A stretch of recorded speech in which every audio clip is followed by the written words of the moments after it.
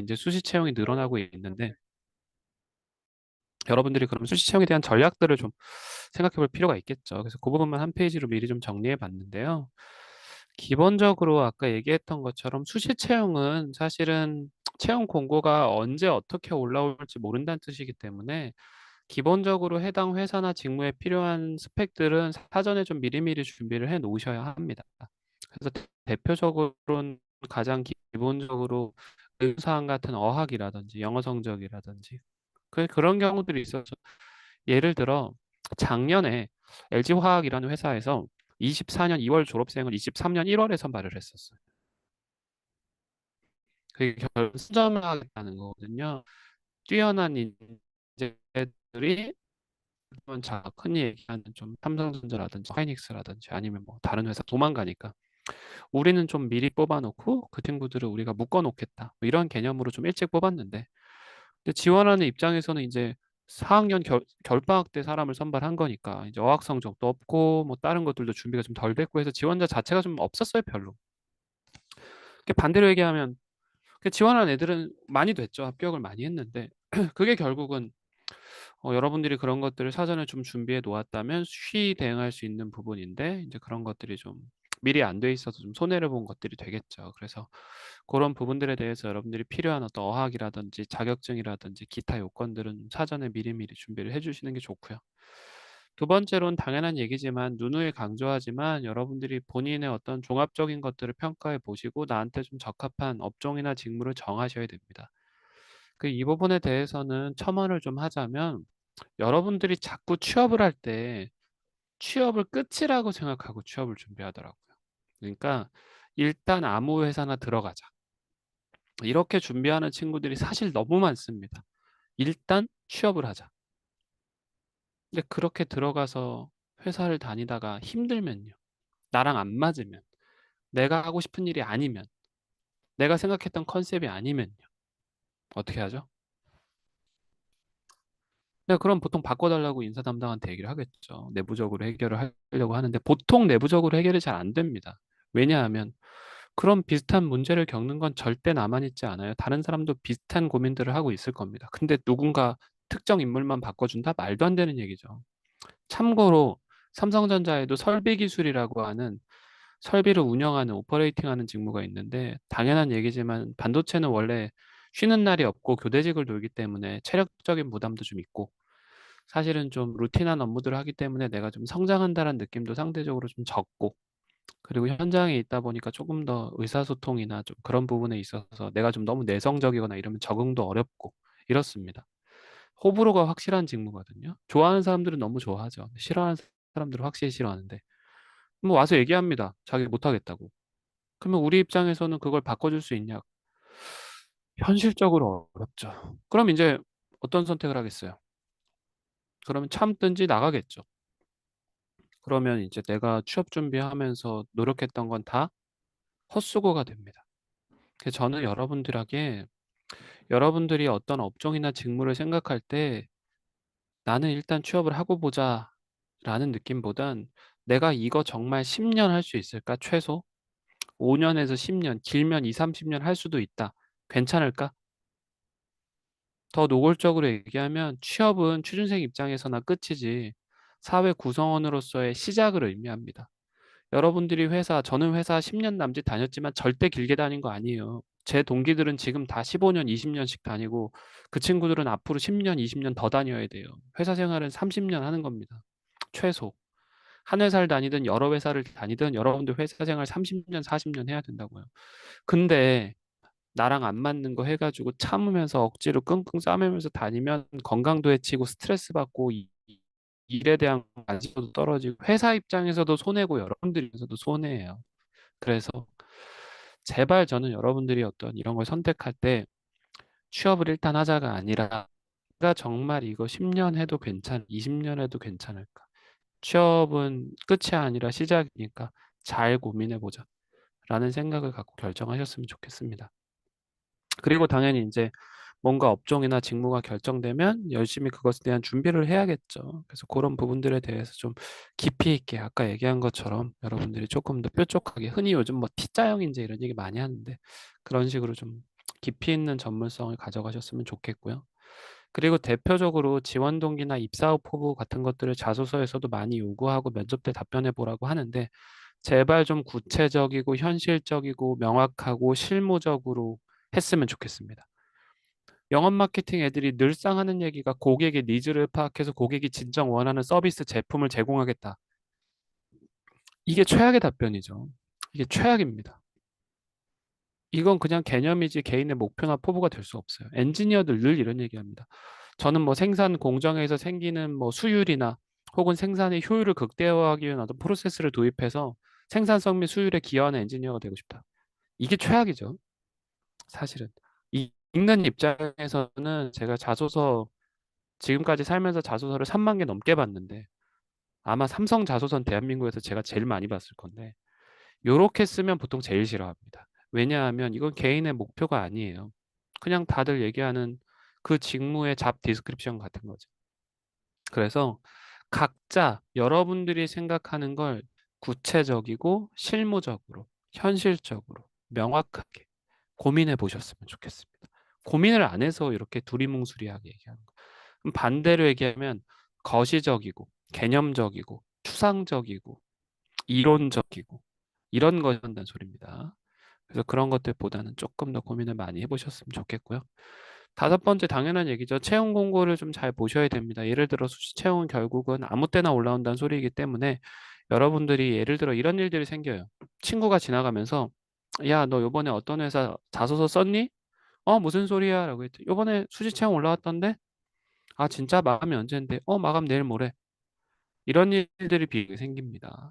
그래서 이런 것들 모니터링을 좀 잘 하셔야 되고 그걸 여러분들이 직접 하는 건 좀 귀찮기 때문에 사실은 취업 관련된 사이트나 취업 관련된 커뮤니티에서 뭐 취업 캘린더라든지 취업 관련된 오픈톡방이라든지 취업 관련된 인스타그램이라든지 이런 거 운영해요. 거기에 그날 오늘의 채용 공고 이래가지고 올라오는 경우도 많고 채용 캘린더에 언제 시작 언제 마감 이런 것들 다 명기해서 여러분들한테 제공하기 때문에 그런 거 좀 확인하시면 좋습니다. 그리고 자, 이런 일이 가끔 생겨요. 예를 들자면 몇몇 기업들이 그런데요. 안 그런 회사도 있고 이런 게 문제가 되는 회사도 있습니다. 예를 들어 대표적으로 현대차 그룹이 그런데요. 내가 원래 원하는 직무는 A라는 직무예요. 근데 A라는 직무를 아무리 기다려도 채용 공고가 안 올라와. 그래서 어쩔 수 없이 차선 책임 B라는 직무가 올라왔길래 B라는 직무 지원을 했어요. 근데 B라는 직무의 채용 절차가 진행되겠죠. 서류 접수 받고 뭐 인적성 치고 면접 준비하고 면접 보고 이럴 텐데 그 프로세스가 끝나기 전에 내가 정말 원했던 A라는 직무가 갑자기 띡 올라와요. 그러면 나는 B를 지원했고 B가 끝나지 않았기 때문에 A의 지원이 불가해요. 이렇게 겹치는 경우가 가끔 있습니다. 그래서 내가 정말 제일 원하는 직무에 채용 공고가 올라와서 지원하는 건 전혀 문제될 게 없지만 내가 제일 원하는 직무에 채용 공고가 안 올라와서 차선책으로 다른 걸 지원할 때는 그 부분에 대해서 내가 이거 정말 지원해도 괜찮을까? 라는 고민을 한 번 더 하고 신중하게 좀 지원을 하시는 게 좋지 않을까라고 생각합니다. 그래서 수시 채용에 대한 부분은 그래서 이렇게 중요한 것들 먼저 얘기해 봤고요. 모니터링을 좀 잘 하셔야 됩니다. 사실은 여러분들이 찾아보면 기업들에서 좀 특이하게 뽑는 것들이 많아요. 우리가 흔히 얘기하는 일반적인 공채 같은 개념이 아니고 약간 특이한 이력이나 경력, 뭐 자꾸 삼성을 예시로 들어서 미안해요. 삼성밖에 다닌 회사가 없어서 그래요. 삼성에서도 그 정확한 명칭이 기억 안 나는데 논문 대상이라는 게 있습니다. 보통은 삼성그룹에 있는 대부분의 제조업 계열사, 뭐 삼성전자, SDI, 뭐 중공업, 엔지니어링 등등 이런 회사에서 우리 회사와 관련된 논문을 평가해서 대표적으로는 삼성전자에서 하죠. 그 논문에 대해서 어느 정도의 퀄리티가 인정될 만큼을 쓰면 서류와 인적성이 면제됩니다. 그 프로세스의 이름이 뭐였는지 지금 기억이 안 나는데 오래돼가지고 제가 그걸로 지원을 해서 내가 만약에 뭔가 대학원에서 논문 아주 기깔나게 하나 쓴 게 있다. SCR급 이상으로 해서 쓴 게 있는데 그게 뭐 삼성전자에 상관이 있는 논문이야. 그러면 그런 걸 지원해 보는 거죠.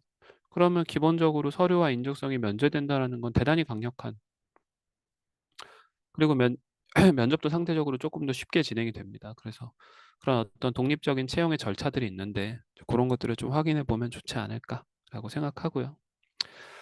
그리고 이제 두 번째 줄에 있는 건 결론부터 얘기하면 여러분들이 그 어떤 직무, 그 어떤 전공을 생각하고 있든지 결론을 얘기하면 소프트웨어적인 부분은 무조건 해두시면 유리합니다. 예를 들어 대부분의 기업들은 이제 어떤 시스템이나 여러 가지 뭐 솔루션들을 활용해서 업무를 진행합니다. 그러다 보니까 아주 일반화시키면 컴퓨터 활용 능력이라는 개념이 되고요. 사실 여기서 제가 좀 강조하고 싶은 소프트웨어 능력은 빅데이터 관련된 것들이에요. 흔히 얘기하는 뭐 기본적으로는 파이썬, R 같은 것들. 그래서 사실 요즘에는 뭐 마케팅을 하더라도 퍼포먼스 마케팅이라고 해서 빅데이터와 관련된 것들에서 인사이트를 도출해서 마케팅을 하고요. 특히 엔지니어들은 사실 대부분 거의 의무적으로 해야 합니다. 그래서 여러분들이 소프트웨어를 배울 기회가 있다면 무조건 하셔야 됩니다. 예전에야 막 무슨 사람이 무슨 아날로그적인 게 많았는데 요즘엔 뭐 영업 마케팅을 하더라도 구글 애널리틱스니 뭐 빅데이터니 퍼포먼스 마케팅 이런 얘기 많이 하고 그리고 뭐 당연히 이제 이공계로 넘어오면 다 자동화돼서 돌아가는데 그런 부분에 있어서 이해도가 떨어지면 없다고 안 뽑는 건 아니지만 있으면 무조건 유리합니다. 그리고 사실 예시를 들자면 삼성전자 같은 경우는 흔히 엔지니어 직군이라고 부르는 게 뭐 프로덕트, 테스트, 엔지니어, 소프트웨어 등등 해서 TS 뭐 이런 게 있거든요. 이런 직무는 현재 의무적으로 한 달에 한 번씩 소프트웨어 관련된 영역 평가를 봅니다. 사실은 그냥 가볍게 보라고 가이드라인을 주고 있어요. 회사에선. 이거 뭐 고과에 반영되는 것도 아니고 그냥 한번 해보는 거니까 매달 응시하시면 됩니다라고 지금은 얘기하고 있지만 2년, 3년만 지나면 이거 고과에 반영될 거니까 못하면 이제 평가를 낮게 줄 거야라게 되겠죠.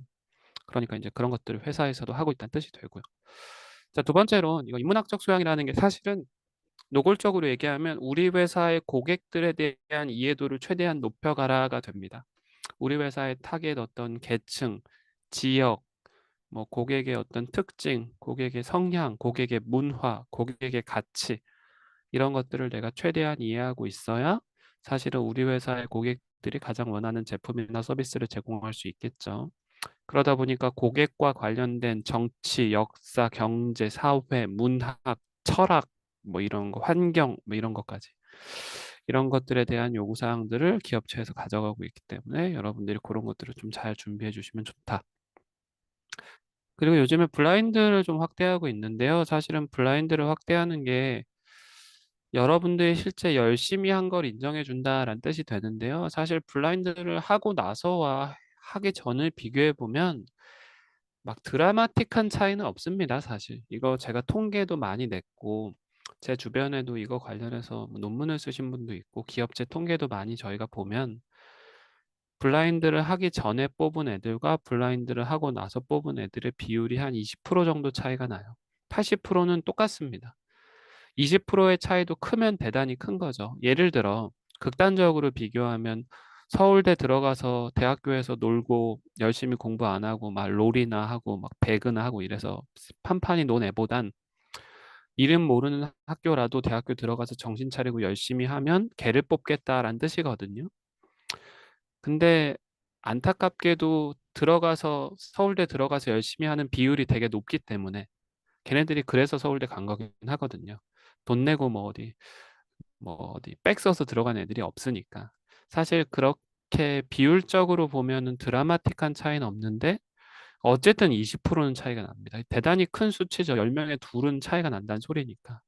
그래서 여러분들이 그런 것들을 배제하고 나만 열심히 하면 된다는 뜻이긴 합니다. 나만 해당 업종이나 직무에 대해서 열심히 하면 그래서 저도 삼성전자 인사팀에 있을 때 도대체 이 학교는 어디 붙어 있는 학교야? 이름도 처음 들어보는 대학교 출신도 있었어요. 근데 그런 친구들은 이제 뭐 솔직히 얘기하면 고등학교 때까지 뭔가 공부 열심히 안 했겠죠. 근데 대학교 들어와서 정신 차리고 진짜 열심히 그렇게 한 친구들일 텐데 뭐 그런 것들을 인정해주기 때문에 지금도 늦지 않았다. 지금부터 열심히 하면 된다.